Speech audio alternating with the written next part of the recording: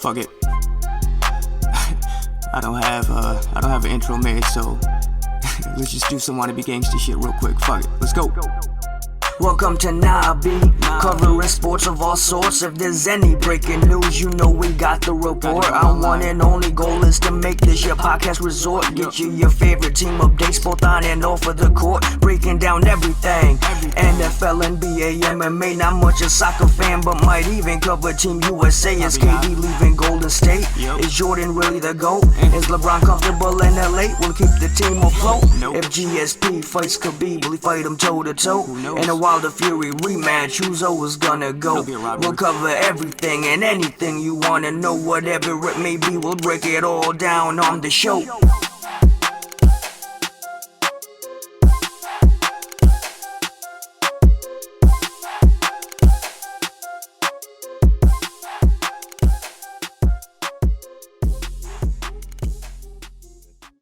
Cool. Thanks for having me on, man. Of course, definitely, brother. What's up, everybody? Welcome back to Nahh B podcast. I'm your host, Nahh B. Today is another fighter interview segment. My guest for today is a BKFC competitor, Reggie Barnett. How you doing, my brother? Doing great, man. How are you doing?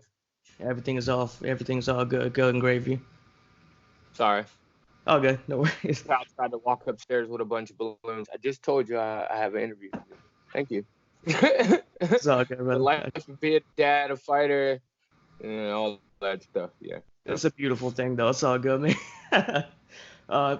So we get rolling, man. For any of the viewers who might not know you outside of bare knuckle boxing, can you tell us a little about yourself, and what it was like before you took the path of fighting?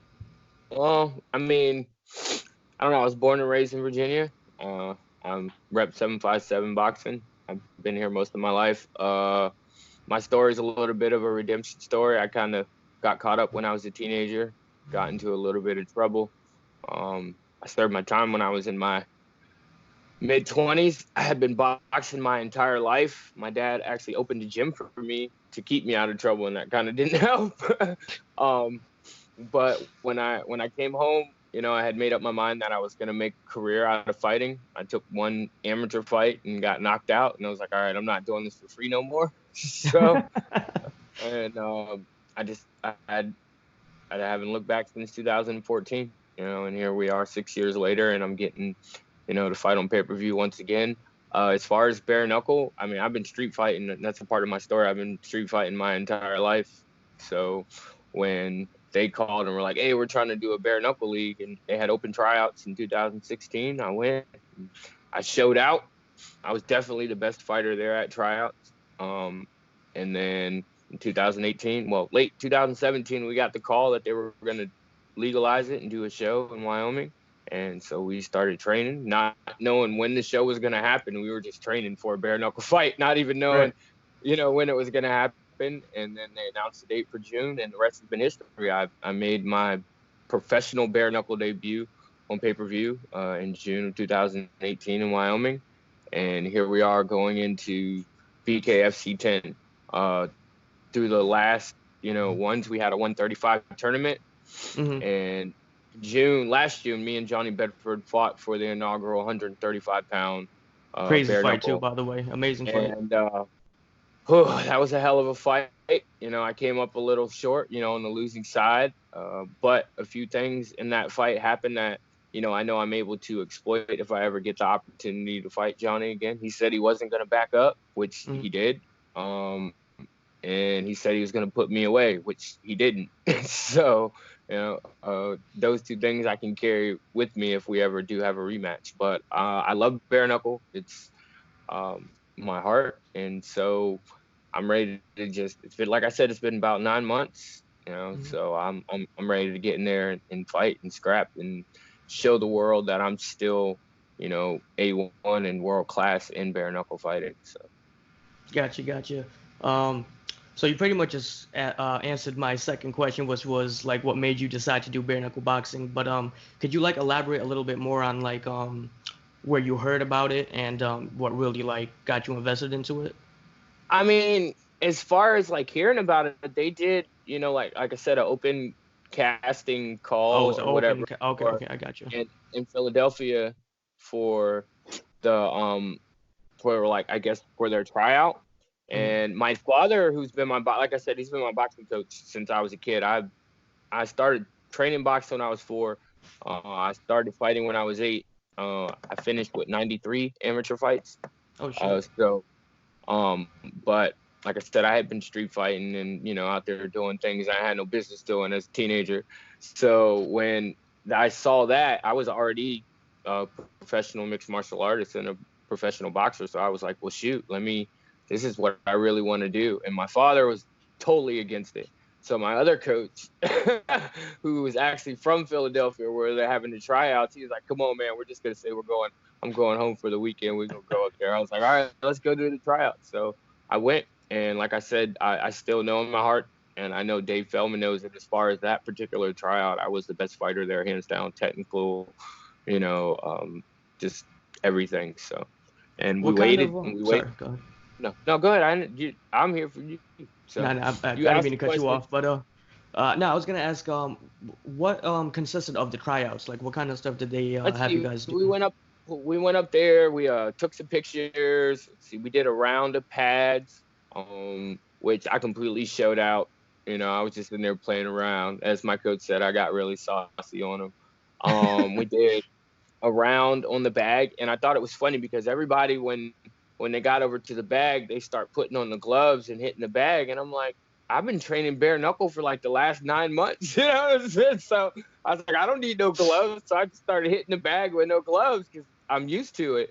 And so you see everybody else start, you know, taking off their gloves, real quick, throwing them on the ground, you know. And then we did a punch meter, like I guess they measured our pounds per square like inch velocity punch. and shit. Yep. Yeah. Let's see, the guy Josu Rivera that I was supposed to fight in the quarterfinals for the tournament that didn't show up, he hit harder than everybody except for Sam Shoemaker. Because Sam Shoemaker was at the tryouts too, you know, and he was 140 pounds like me. So I was expecting, you know, I knew that he was coming into that fight with a weapon. He didn't even show up to use it. So I was like, well, damn, you know, I was kind of skated by. But and then we did like a little interview thing, you know, why we wanted to be bare knuckle fighters and the next big superstar and blah, blah, blah, blah. So Gotcha. That was what the crowd was. So. Cool. So a lot of folks might, you know, when you bring up bare knuckle boxing, a lot of folks might think that just going in there and just scrapping, which for the most part it is. But, you know, me and you both know there's a lot more to it. Can you, you know, talk about your preparation going into this fight and what did it consist of? Yeah, I mean, the last fight, first of all, I'm sure you saw it. You know, so, and I'll be honest, the first knockdown, I was like, okay, you caught me. You know, I knew you might catch me eventually. And then that second knockdown, when he raised his hands above my head like Muhammad Ali, excuse my language, I was like, you mother effer, you want to fight? You're good. And so I just got up. And the game plan went out the window. I just was like, forget it. Let's just, you know, old schoolyard. If you want to scrap, we just gonna scrap, you know. Right. But in my previous fight, you could see that my technical base and my skill set is a lot better than most guys. So the first thing is we worked on perfection. You know, and I kept telling myself all through camp, I demand perfection of myself as far as hit and not get hit. You know? So in the first fight against Travis Thompson, I picked him apart, and I think he hit me like 3 times in 5 rounds. So the Clay Burns fight, when I first went out with the mentality that I was going to bang with him, and I took some damage. And then when I stepped back and started using, you know, my technical skills, we saw the difference. Like, right. My bad. My bad. Same thing. The same thing. Well, Rusty Crowder, he didn't even want to fight. He didn't. He ran that entire fight most of the time. And then the Bedford fight. I went out and I met him at his game the first round, and we saw what happened. The second round, I came out and I started picking him apart. And in the third round, he was getting frustrated with it, and he kind of baited me in, and I ran right into the right hand. And I lost the round again. And then the fourth round, I started picking him apart again, and he headbutted my hand on purpose, like on purpose. He even looked at me and smiled when he did it, and I was like, I was like, that was pretty slick because I was catching him with those check hooks. And then the fifth round, he already knew. So he just kind of coasted. But when I really use my technical ability, my ability to outclass people with my striking, nobody can beat me. If I go in there, brawling balls to the wall, there's a good opportunity that I'm going to take some damage and I'm going to get hit. But either way, it's still an exciting fight because once the bell rings, I'm letting my hands go. And that's the name of the game, to throw more punches than your opponent. And I'm always going to try to do that. I refuse to be outworked. So. Definitely. This next fight, is this at 135 as well? Yeah, this is at 135. And like I tell everybody else, I box at 128, 130. So me fighting at 135 is always fighting higher than my weight class. Actually, this time we cut 145. I put on a little more muscle. I got a little thicker, so hopefully, guys won't be manhandling me as much. I got you. So this fight you're taking on, if I did my research properly, Matt Murphy, right? Yeah, I'm fighting Matt Murphy, and me and him were the only two people, to go the distance with Johnny. Everybody else that Johnny Bedford fought, he put out. Oh, I didn't even know that Murphy fought Bedford. I didn't know that.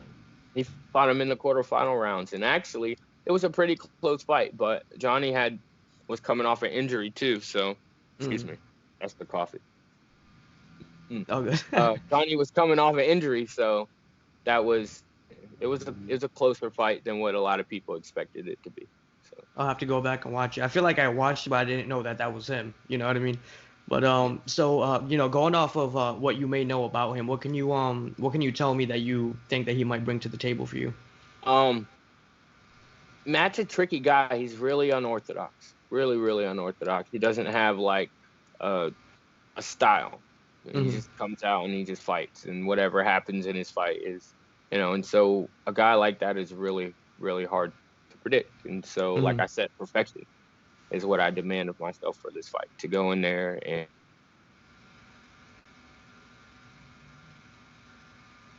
Uh-oh. You there? I don't even know who that was. Sorry, somebody was calling me. Oh, good. Let me see if I can turn off these notifications. All good. There we go. All right. Can you still hear me? Yeah. I should have did that before we started. I always forget No, it's all good. Okay, usually around like the 10, 11 minute mark, it like freezes sometimes, when I'm unlucky. So I was like, fuck, it happened again. But it's all good. Nah, somebody was just 6-4. I don't even know who the hell was calling me. It was an out-of-state number. I'll call them back or they can leave a message. Dang, I don't know where. Oh, yeah. So I know that Matt's really unorthodox. And I know he's a gamesman. He comes to fight. He doesn't have the best record, but he always comes to fight. He's not going to just lay down and quit. But that's what I want to try to make him do. I want to beat him up and frustrate him and confuse him so bad that he's just like, forget it, man. I don't even want to fight anymore. I got you. You said you're from Virginia, right? Yeah. Have you ever been to Florida? Yeah, I fought in Tampa. I went back to Tampa for I think it was BKFC 8, just to spectate and hang out and, show face. Yeah, that's about it. So this would be my first time in Fort Lauderdale. I'm pretty excited about that. And my family's flying out with me. So it's Valentine's Day after the weigh-in. So I'm going to spend that with my beautiful wife down there in Florida rather than definitely. Up here in the chilly weather right now, because it's still cold outside. I went running earlier today, and it was hard to break a sweat when it's only like 40, 44, 45 degrees outside. Yeah, I live up in Connecticut, so I definitely hear you, bro. Oh man, I lived in Rotten Groton when I was a kid. My dad was stationed up there. Yeah, and I hated it. I think that's why I hate the snow and the cold, because I remember it from that when I was a kid. So. Yeah, I fucking hate the cold, bro. I was born in Bangladesh, so I'm like originally really, really used to the fucking hot weather, and this shit up here, especially now, this weather don't even know what the fuck it wants to do. So, every other day it's either snowing or raining or it's sunny as hell, and it's annoying as fuck. That's Virginia weather for you. We go through all the seasons in one day sometimes. Shit. So after the fight though, random question: what food are you looking most forward to eating? A burger. Everybody asked me that, and the thickest, juiciest, medium rare burger that I can get. That's my go-to after a fight, with lettuce, onions, cheese. That's it. I got you. Maybe a side of fries, but pretty much. If anybody out there is listening you want to get me a burger after the fight, I would be. I mean, I could buy it myself, but it would be great to have a fan or something get it for me. Man, I flew out to Mississippi for BKFC 9 to pretty much vlog Jason's fight. My plan was to come out for this fight, but things didn't work out. My dog tore his ACL, and that fucked everything up. And so if I was going down, I definitely would buy you that burger, but definitely next time. Oh, it's all good, man. It's all good. There'll be plenty more. There'll be plenty more. We're there. It's a growing thing. Like I said, my goal for this fight is to go in there and make the fans remember why they love me so much. Of course. My technicality, my speed, my skill, my angles, everything that I brought to the table at tryouts at BKFC 1 and throughout the tournament. They need a reminder. Yeah, definitely. And I'm cool with that. I'm looking forward to it. And there's no added pressure. I just get to go out there and have fun and get in a fist fight. So and get paid my for buddy, it. Yeah, my buddy's daughter asked me what I was doing this weekend. I said, "Oh, I'm just flying down to Florida to get in a fist fight." So that's the way I look at it. Definitely, brother. Are you a basketball fan? Not really. I won't even sit here and say I watch. I've never really been a basketball fan. Okay. I'm a little guy, so I never tried to play, so I never really too much got into it. What about football? Yep, I watch football. I'm a Ravens fan. A Ravens? Oh man, my bad, dog. I feel for you. Bro, I was so upset. It's so close. And I thought he was gonna make it, but it's all good. I honestly picked you guys to win. I thought it was gonna be the Ravens versus San Fran in the Super Bowl. But that's what I thought too. Yeah. Sorry, he's still young. He's still got growing to do, and plenty of time. For all we know, he could be the next Tom Brady. Right. How good you guys think? How good do you think they're gonna do next year, record-wise, if you were to predict? I want to say 12-3. 12-3. Yeah. I can see that. I can definitely see that. Because just like the Chiefs this year, I mean, they lost last year and they came back with a fucking vengeance. So I can definitely see that happening with the young boy. So he's definitely special. But all right, to end this off though, brother, anybody or anything that you would like to give a quick shout out to, whether it be with combat sports or not? Combat sports or not. I mean, the first thing, like I said, man, my story is always, I want to use it to motivate and project some positivity into the community, especially in the world we live in today, where you're kind of damned if you do, damned if you don't. And everybody's got an opinion about some shit. Even if you're doing the right thing, they still got an opinion about it. So I always tell people that we're only limited by the manifestations that we create for ourselves and not by the world around us. For a long time, I believed that I had to be something and that's what I was going to be, because that's what the world had, dignified and certified me as. But I found out as I got older that I could be anything that I wanted to be. I just chose to be a bare knuckle fighter and a boxer because I enjoy punching people in the face and I enjoy getting punched in the face. So, but definitely I got to give a shout out to my team. Everybody, I'm not going to sit here and go down like a list of names. Team Easy, everybody who's been there, ride or die since day one. You already know what time it is. We have put in all the work. The preparation has been great. I cut 10 pounds. Well, let's see. On Monday, I was 145. Right now, I'm 136, and I feel great.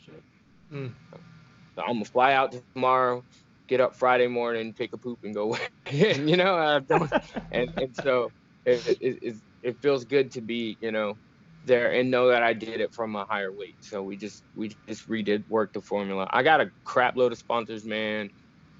Gordon Customs, Cryomax, Atlantic Sotheby's, Damned Wear, hold on, Dr. Lee's, Family Medicine, Jordan Driving Improvement, that I'm Match Bout. Did I miss anybody? I'm naming them all. Hold on. I have like this list that I normally keep in my phone, but if I pull it up, then I'll lose the video. So it's like if you think of one that you forgot, just message me and I'll edit it into the end of the video for you. Hold on, let me see here. Ginger Hills, J&K Style Grill. I think that's all of them for right now. If I missed anybody, I'm sorry, y'all. But I'm right here. If you miss anybody, just message it to me. No. If you miss anyone, just message it to me and I'll edit it at the end of the video and shit. Definitely. But I always got to tell the fans, because somebody asked me, why should they watch bare knuckle? All right, so you have boxing, and there's been thousands of boxing champions throughout history. Boxing is great, right? But after a while, boxing has become boring, and we all know that boxing is political. All right, and you have we have mixed martial arts, and it's still, kind of a new sport, but it's become so technical that it's become boring. Even the great fight, even the really good fights, are really. Well, I will say this past weekend, the Jones Reyes fight was one of the first really good fights I've seen in a while. So that in the Masvidal fight, but I'm petitioning for bare knuckle. So I will say that at a bare knuckle event, there's always nonstop action. You are guaranteed to see somebody, excuse my language, get knocked the fuck out, because it's gonna happen. And there is no other energy on earth like a bare knuckle event, and you can feel that emulating to your through your TV. So even if you don't make it to the event, please make sure y'all tune in and order it this Saturday. It's going down February 15th, live from the Greater Convention Center in Fort Lauderdale, Florida. BKFC 10, and yours truly, Reggie Easy, Educated Hands Barnett Jr., is coming back to make a statement to the entire 135-pound class, not just the champion, but to every last one of you guys at 135. Y'all are not on my level. Y'all cannot fuck with me, and I'm going to prove that I just upped the game this weekend. I'm sorry, bro. No, you're good, bro. You're good. I love it. I love the energy. My dog, thanks again for joining me, man. I had a blast. Nahh B, thank you so much for having me on. I really appreciate it. I hope one day we get to meet in person. We can do a live interview, get some pictures in. And I'm going to the event. Hopefully I'm going to the event in Wichita just to spectate. So if you can make it out there, I'll be there, man. Definitely, brother. Hey, man, thanks again, dude. I had a blast. I hope you enjoyed yourself as well. Thank you so much. You be blessed, sir. Yes, sir, brother. Take care and have you're flying out there, right? Yeah, I'm flying out tomorrow. Safe travels, brother, and best of luck, and give him hell, man. Thank you. Hey, send me the link so I can share it. Yeah, sure. Got you. All right. Take care, man.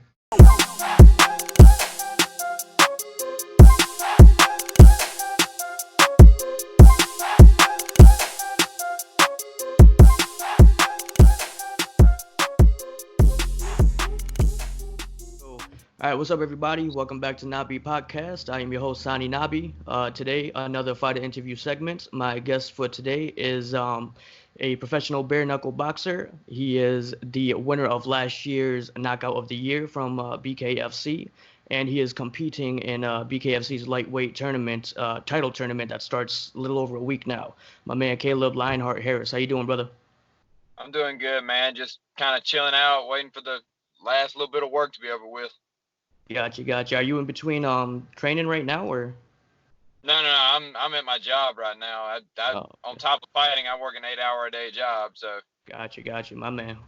All right, so let's get right into it. For any of the viewers who may not know you outside of bare knuckle boxing, can you tell us a little about yourself and your upbringing before getting into combat sports? Well, there's not much upbringing before combat sports. I started off as a little kid and was always a huge fan of Power Rangers and wanted to be one. So I told my parents on my 7th birthday that I wanted karate lessons. They signed me up, and I did karate with a man named Larry Engel from 7 to 12 and got bored with it. So he moved me up into his adult kickboxing class at 12 years old, and I started doing kickboxing and jiu-jitsu. I had my first 2 MMA fights my senior year of high school, and the rest was history. Moved around on jobs, but never let them get in the way of training. I've literally I've left jobs before just because I couldn't go train. Thankfully, my parents have always supported me. My parents have always backed my every move when it comes to fighting. They just have a lot of faith in me. And about a year ago, I saw the first bare knuckle fights down in Mississippi, and I was like, I want to do this. And from that point on, the rest has been history. Gotcha. Damn, you already answered one of my questions coming up, but it's all good. But so besides bare knuckle boxing, though, what are your other backgrounds in combat sports? You just mentioned MMA, but anything else? I fought professionally MMA. Amateur wise, I've done a few kickboxing matches. One of the really cool things is anybody out there that knows who Bill Superfoot Wallace is, he played the antagonist in a Chuck Norris film, but he was like the world-renowned kickboxer and was known for having the fastest kick in the world. I think they clocked it at like 80 miles an hour or something like that. Like a roundhouse? Yeah. And like he actually reffed mine and my best friend's amateur kickboxing match. We were supposed to fight different people, but both of our guys backed out, so we did an exhibition match. So it was pretty cool to have him. Yeah, so it was pretty cool to have a celebrity like that.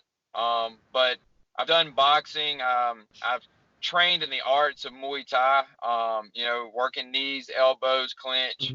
I've pretty much tried to embody the full aspect of MMA when it comes to it. Just like all combat sports in general. Pretty much, man. If it had anything to do with punching somebody or kicking somebody, I was down for it. I got you. What was it that really like made you invest your time into bare knuckle boxing? Like what was it that really interested you? I mean, to phrase it better. So, growing up, I was a soft kid, man. I was a spoiled brat. I got everything I wanted, and but at the same time, like as I started to grow up, I wanted to prove to everybody that that's not who I was, and so I was always looking to test myself against the best of whoever, and I saw bare knuckle boxing as another way to just prove just how tough I was now. And so I contacted Ricky Duran, who set it up. I had my fourth professional MMA fight in March, and I had my first bare knuckle MMA fight. First bare knuckle fight 30 days later. And I went in there and had a war with Harris Stevenson. And we let it go to the judges, and they gave it to him. And the second I stepped out of the ring, I told my coach, still bloodied up, first time ever being hit with a bare fist or getting cut in a fight.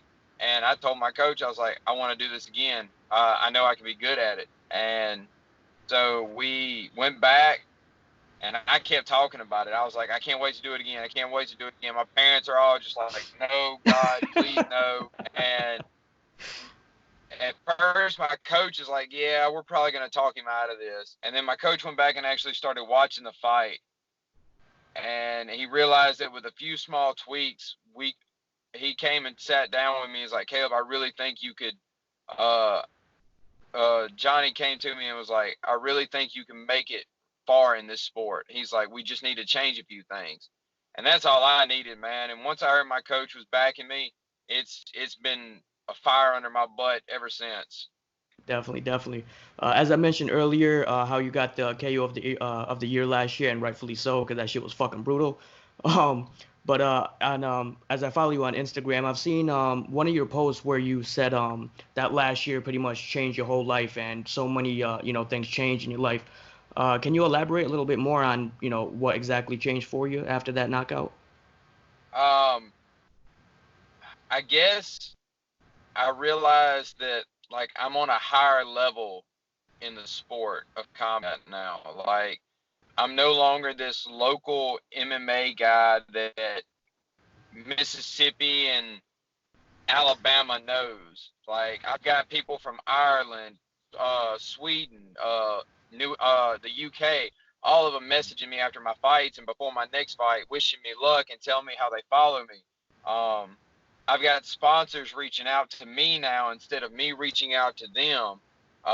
It's I'm doing these podcasts. Before that knockout, I didn't do any, and then after the knockout, I had like 4 in 1 week. And it's and then I mean, of course, the money's great. BKFC, they pay their fighters well.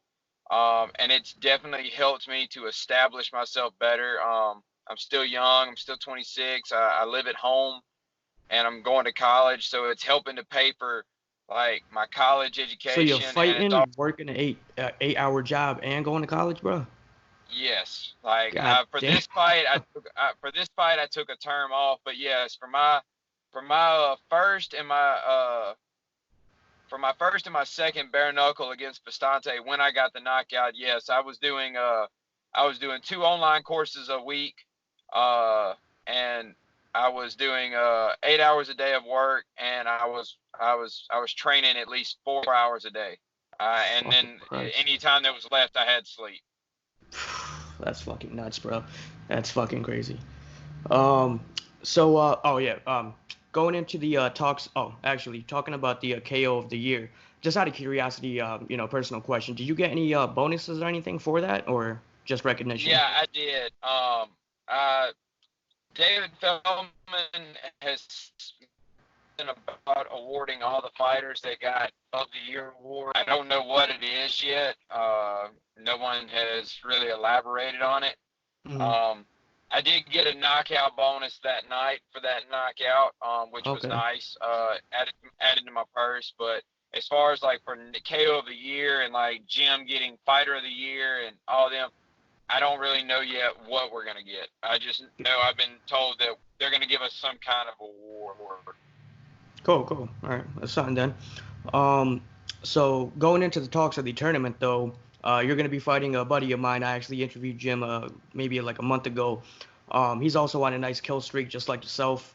I personally don't know why they matched both of you guys up as like the first match of the fucking tournament, because that's just gonna be a barn burner, and I don't know why they didn't just bank on both you guys fighting in the finals. But all of that shit aside, what are your thoughts on him, and what do you think that he brings to the table? Man, Jim is a fucking. I mean, he's a. Well, I don't know if I can say that. Sorry. He's a beast, man. Nah, say whatever you You want, bro. know, You I good? mean, he's rightfully named bare knuckle beast. I mean, he's an aggressive guy, real respectful. Like me and Jim, we've talked. We're cool. We've talked outside of fights.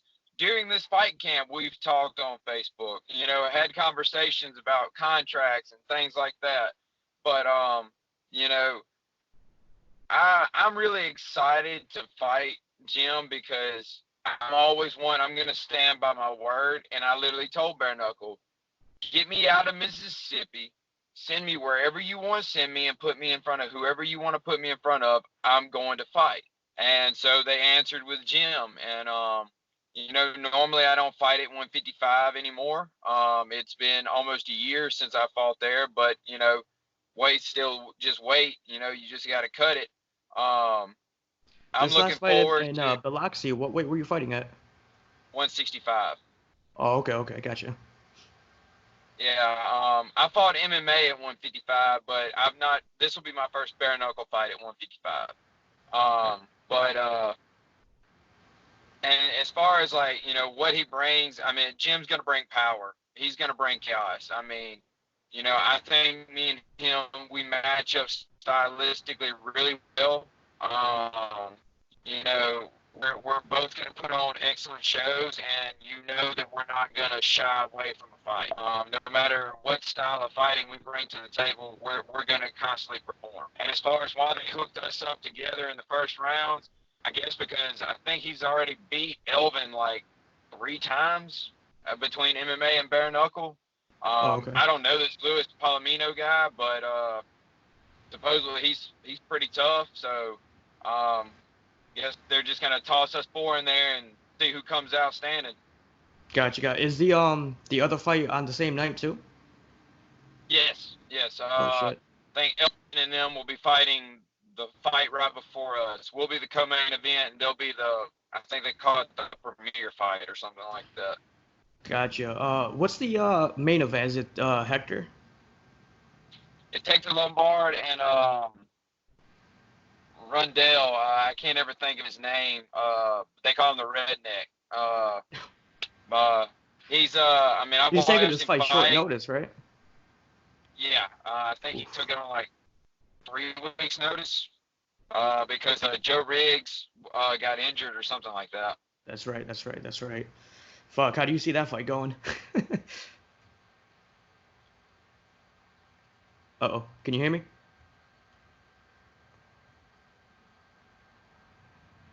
Oh, I'm gonna call you right back. I don't know if you can hear me.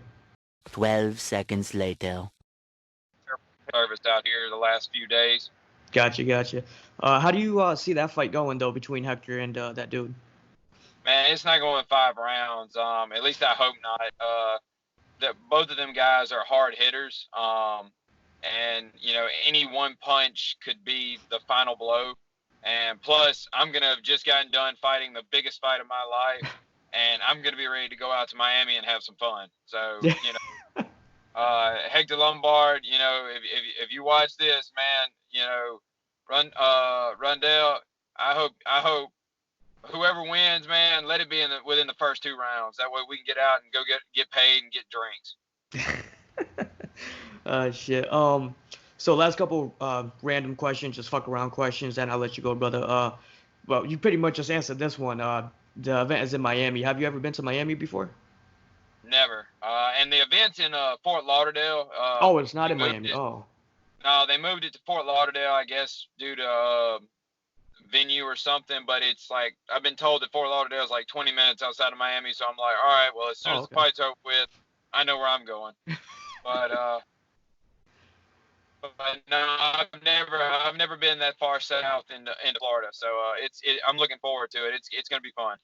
It's fucking intense, bro. I've only been down to Florida once and Miami once, obviously. But dude, that fucking go on that damn boardwalk, bro. Go on that beach. It is like nothing you've ever seen, dude. And don't get in trouble, cause it's very easy out there. But what's your first thing that you plan to eat right after the fight? After the fight? After the fight. It's always the same thing, man. It's Johnny Walker Black Label Scotch and Mountain Dew. That's my thing. I want. I don't care about food right after the fight.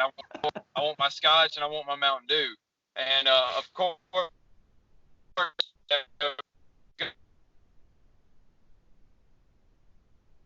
Uh-oh.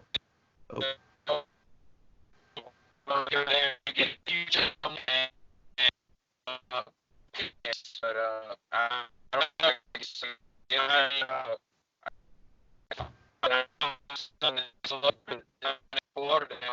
I go right there. Sunday, Miami's got an offer. Shit, I think I lost you, brother. Yeah, you were just like very choppy right there. Shit, I'm gonna call you right back one more time. Eventually. Are you out in Florida already, or are you still in Mississippi? No, I'm still in Mississippi. I won't be in Florida until early Thursday morning. Oh, okay, I got you. We don't even have to do the video, brother. There's only like 2 more questions, so we could just do the rest in voice. All right, sounds good. Cool. Can you just repeat the last thing that you said? Because as you were talking, it just completely blurted out. All right, yeah. So you were asking like what I'm planning on eating after I get done drinking my Mountain Dew and Scotch. Down in Biloxi, there's an IHOP right down the road from the convention center. So I always go there and order this huge omelet and tres leches pancakes. So I guess it's either that or Waffle House. That's been like a go-to because that's the only thing that's open in Mississippi at 12 o'clock at night after fights. And but as far as like what I'm looking forward to the most is probably getting up that Sunday and going down to Miami and finding me an authentic Cuban restaurant and experiencing some real Cuban food. Definitely. But like when I went to Biloxi for the last BKFC fight, I went to one of these soul food places called Smack Your Mama. Have you ever been there? Yeah, I have. That's it's good, man. It's really good. That place is good. A place called The Reef is good. There's several seafood restaurants down there that are really good. Yeah. I just went to that one place and I honestly couldn't eat for like 2 days after that, dude. It was fucking rough.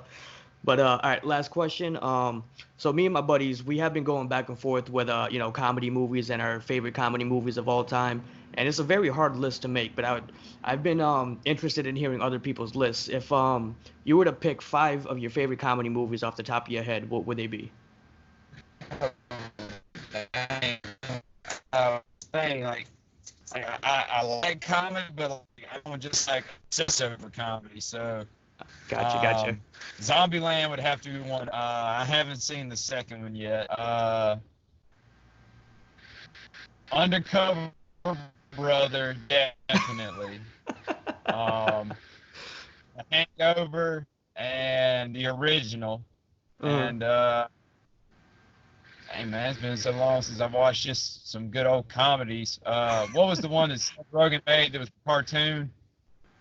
That was cartoon. Oh, the fucking food one. Yeah. Fuck, I forget what it's That called. one was funny as hell because my dad doesn't do comedy at all. Mm. Oh, I'm forgetting about the greatest comedy star of all time. Drop all those down to about numbers 4 and 5. My top 3 is Happy Gilmore, Billy Madison, and Big Daddy. Gotcha. So big Adam Sandler fan then. Oh, definitely, bro. Gotcha. Definitely of his, especially early movies. Gotcha. All right, brother. Yo, so to end it all off, anybody or anything that you would like to give a shout out to before we sign off? Yeah.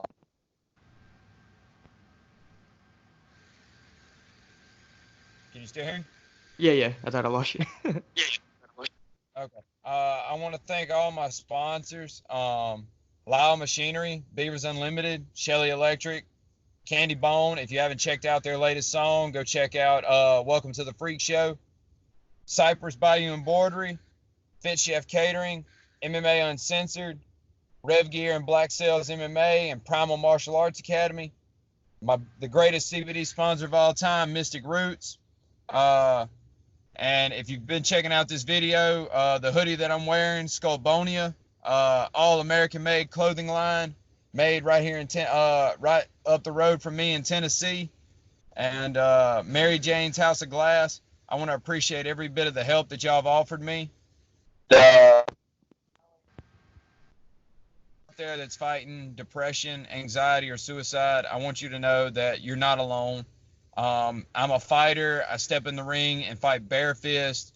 You know, some call it a badass, but I still wake up on days and I don't want to get out of bed. I have to fight through the dark. So I want somebody out there to hear me and know that if you're struggling in the dark right now, find that light and keep walking. I don't care what direction you're walking in, just keep walking. Because if you're stuck in the woods, you're never going to get anywhere by sitting still. Just keep moving forward, and I promise you things will get better. Fuck, man. I deal with depression all the time, so I feel like you just talked right straight to me. Man, that was real shit, yo. Much respect, man. And thanks again for doing this, brother. Shout out to Vince for setting all this up. And Yeah, Caleb, best of luck, brother. Give him hell, man. I'll definitely be tuning in. I'll definitely have a lot of people watching with me, brother. So best of luck once again, and enjoy your day, man. You too, brother. Take it.